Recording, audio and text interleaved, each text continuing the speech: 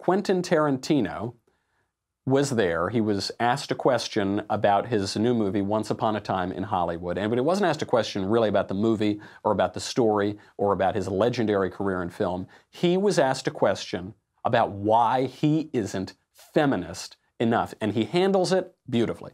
Quentin, you have put Margot Robbie, a very talented actress, actor, in your film. She was in with Leonardo in Wolf of Wall Street, I, Tonya.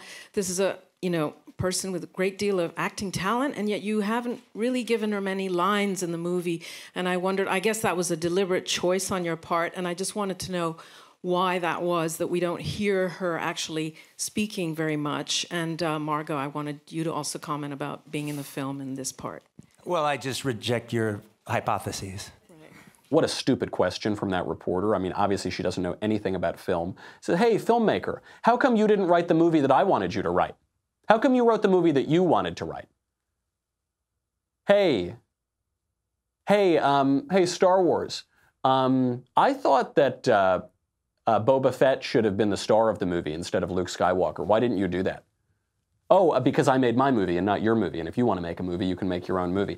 The premise, though, is even more ridiculous than that, because Quentin Tarantino has created probably the strongest female characters in the history of cinema. Just a quick look down his history.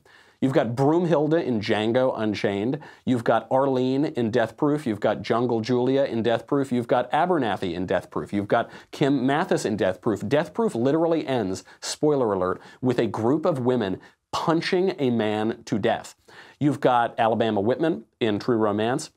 You got Mia Wallace in Pulp Fiction. You obviously have the bride in Kill Bill. The entire Kill Bill franchise is about a woman killing a man named Bill. Also, spoiler alert, I guess it was in the title. Quentin Tarantino has stronger female roles than any other filmmaker. But it's not enough for the left, is it? That's the takeaway. This is actually how this ties in to our story on open borders, illegal immigration, and ultimately the elections that are coming up. It's never enough for the left. You can't give them enough. Appeasing the left is like appeasing a militaristic dictator. Things might go fine for a little while. Eventually, he's going to turn on you. Eventually, the left is going to turn on you. And why? Because beyond the arguments, the left doesn't really have any arguments left, but beyond the arguments, the left and the right both have tools at their disposal. And the tool at the left's disposal, it only has one, it's resentment. Resentment for countrymen, resentment between races, resentment between sexes, resentment for your history, resentment for your institutions. That is what the left uses, resentment. And so here, to effect her leftist agenda, this journalist, if you can call her that, tries to gin up resentment where it obviously doesn't exist, to try to portray Quentin Tarantino as some anti-woman filmmaker. All of his films star women in really strong roles. But that's the way they do it. The main emotional tool of the right, we make a lot of arguments, but the main emotional tool that we have is actually the opposite of the left's tool. Our main emotional tool is affection. So the left has resentment, division, resentment between every class of people, every group of people, every sexual preference of people, every country, every state, every community. What the right has is affection, affection for your neighbors, affection for your institutions, affection for your traditions, affection for the rituals that you do, affection for your country. This is why when you go to a right-wing political rally, it's like the 4th of July. They talk about patriotism. They talk about love of country. They talk about love of family. They talk about love of God, love of our political traditions, love of freedom.